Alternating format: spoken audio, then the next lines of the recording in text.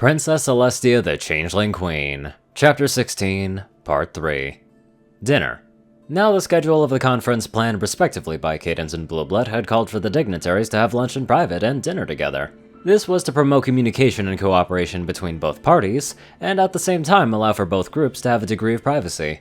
Now the plan was good in theory, and both Cadence and Blueblood had done their best to accommodate the dining habits of the visiting changelings, and Alternia had been vital in this regard. For one, she had explained the changelings still need certain proteins and nutrients to supplement their diet of love. Hence, after further consulting Chrysalis, while making sure not to mention Alternia, Blueblood and Cadence had hired Gustavo Santaolalla to prepare several meat dishes. Unfortunately, as most leading equestrian scientists, including one Twilight Sparkle regarding her pink-furred friend with cotton candy for hair, had learned through much trial and error, reality doesn't always cooperate with theory. Alternia groaned inwardly, as the servants, changelings, and ponies took away the dishes. Trying to find a snippet of dialogue was like trying to find a crumb of cupcake after Pinky had cleaned the platter. The only sound had been the click and clack of utensils, poking, and cutting food. Cadence and Blueblood seated everybody in a round table and mixed the seatings to promote conversation. Chrysalis was sitting in between Cadence and Luna, and for good reason, they had decided not to place their aunt next to her actual sister. Instead, Alternia was seated next to Luna in Shining Armor. Besides Shining Armor was Blueblood, who was flanked by Lamia. Cadence ended up being sandwiched by Chrysalis and Lamia. And because of all this, the plan had backfired. There was still a massive wall of awkwardness between Cadence and Chrysalis, and the Changeling Queen seemed hesitant to talk to Luna. Cadence fared no better, and while she tried to make conversation with Lamia, Chrysalis's dagger-like gaze had severely dissuaded the Alicorn from pursuing a meaningful dialogue.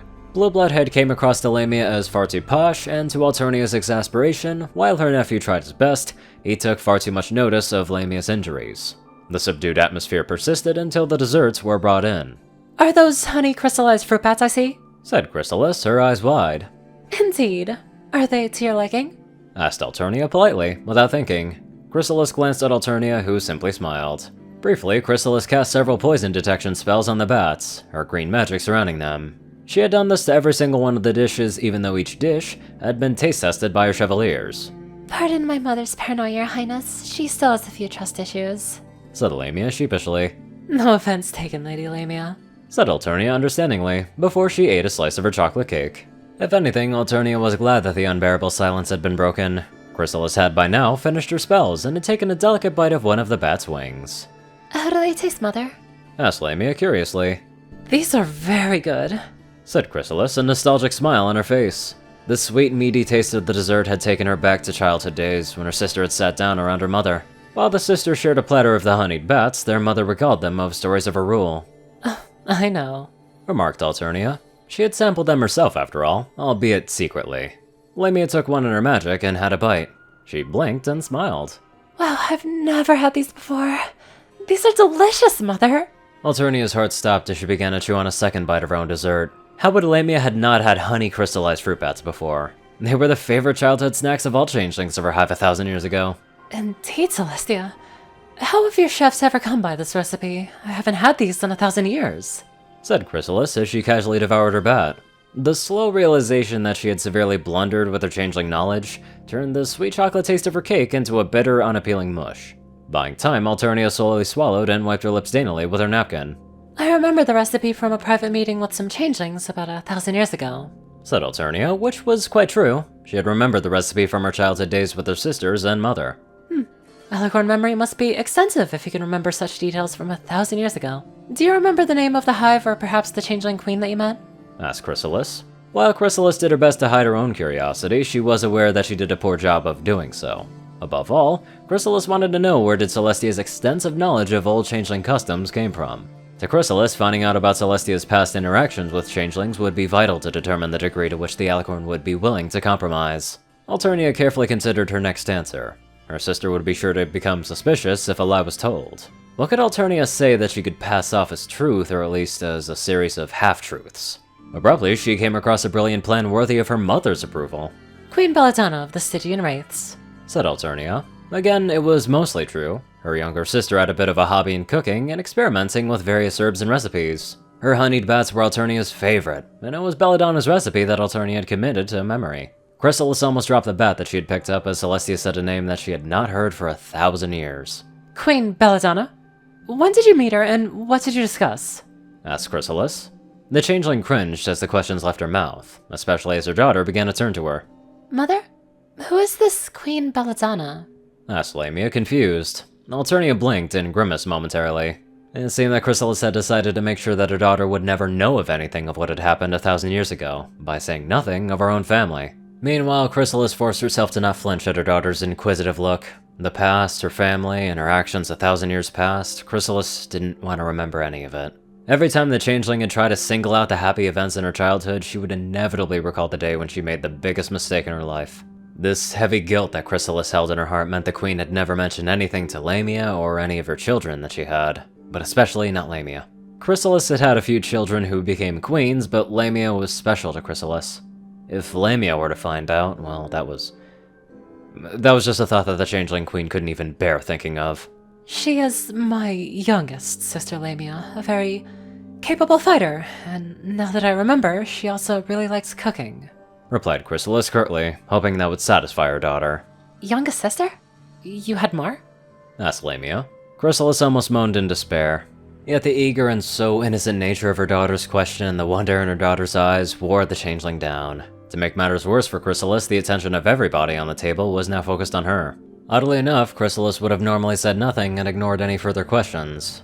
But today, the changeling was tired. Tired of trying to negotiate with Celestia, who was being so stubborn, tired of her burden of leadership, tired of keeping her childhood a secret, and for one moment, Chrysalis wanted to reminisce about her family, the good and the bad. She was tired of being seen as a monster, so she decided to prove it by telling them about her family. Yes, I suppose you want to know more about my family, said Chrysalis, a slightly teasing tone in her voice. Everyone nodded in confirmation, and Celestia seemed particularly interested, even though she still held herself back. I suppose I should start with my father, Facer. He was a chevalier who had the privilege of consorting with my mother. He was well into his prime when he began his courtship with my mother and passed on soon after Belladonna was born, so I never knew him very well. Chrysalis paused, her face bearing a thoughtful expression. No, I was the oldest among 4 sisters. The youngest of them was Belladonna. Perhaps you would like an image of her? Asked Chrysalis, and every pony nodded, especially Lamia, who looked as if Hearthswarming Eve had come early. A stocky changeling queen, the same image from Alternia's flame spell, rose into the center of the dining table. Except instead of Alternia's image of Belladonna in a relaxed combat stance, this version was wielding a gigantic spiked flail, her smile wide with delight. Alternia blinked as she remembered that smile from when Belladonna used to beat Chrysalis. Belladonna was really... let's say that she preferred to use force instead of deception. Which made sense because she was quite bad at impersonation, but very good in a fight. In fact, while I never admitted to this to her, she was better than me in battle. Said Chrysalis ruefully. Alternia had to bite the inside of her cheek in order to keep her face straight. Who could have known? Chrysalis had actually acknowledged Belladonna was stronger than her.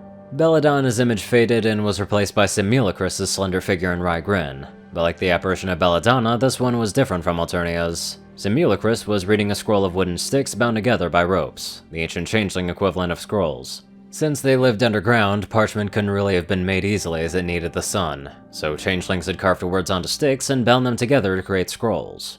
My second sister, Simulacrus. I got along with her quite well. We both really liked to work together and join infiltration missions. Begging your pardon, your highnesses, but we even managed to sneak into your castle in the Everfree at one time. Chuckled Chrysalis. Alternia nodded, making no attempt to hide her amusement.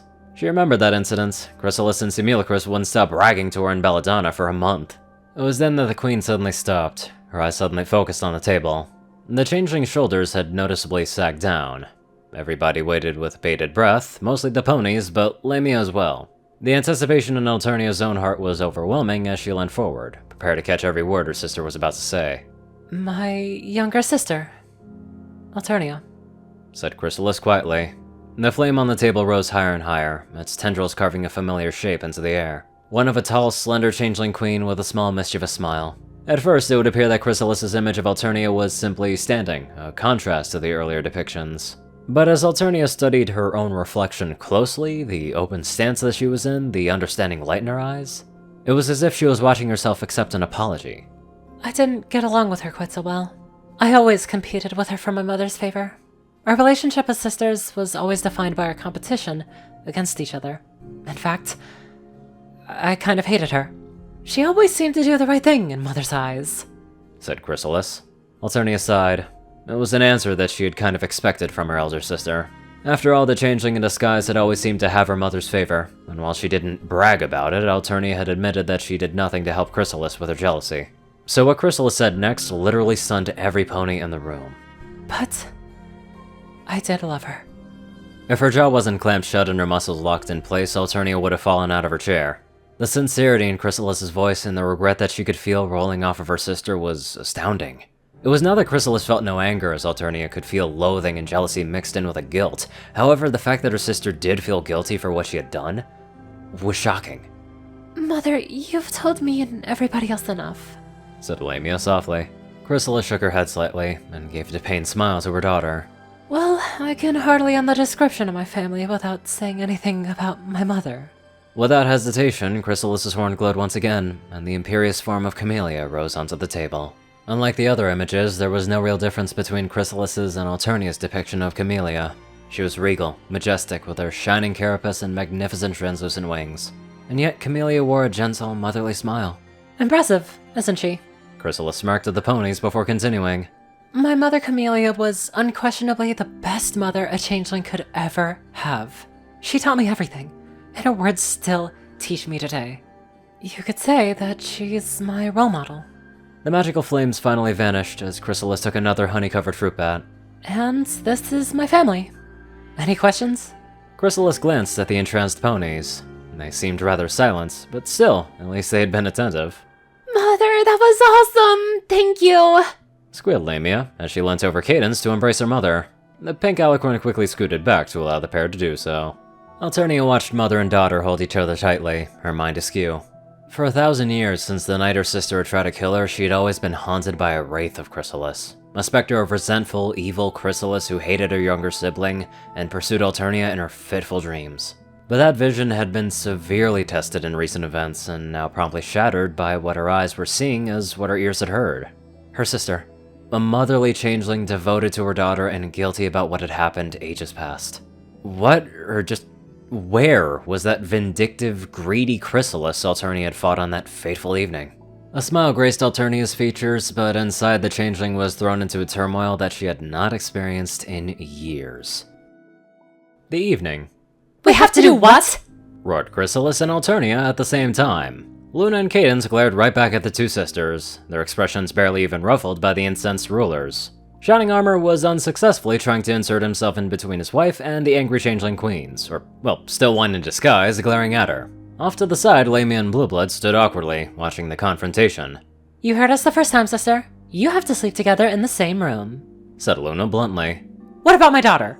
Demanded Chrysalis. She hid her worry with anger, but everybody noticed the concern in Chrysalis's question. She will sleep in Princess Luna's chambers. Please understand, your highnesses, this is a trust exercise, said Cadence.